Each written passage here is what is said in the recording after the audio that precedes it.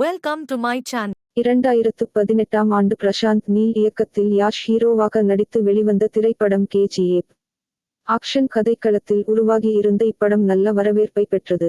இதைத் தொடர்ந்து 2022ஆம் ஆண்டு கேஜிஎஃப் திரைப்படத்தின் இரண்டாம் பாகம் வெளிவந்தது.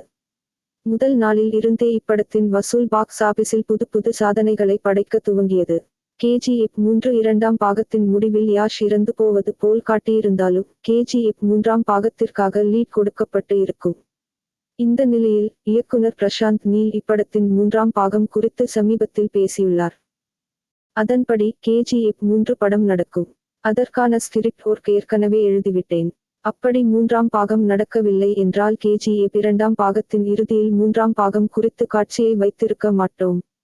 அனைத்தையும் திட்டமிட்டு கேஜிஎஃப் 3 படப்பிடிப்பு துவங்கும் என அவர் கூறியுள்ளார்.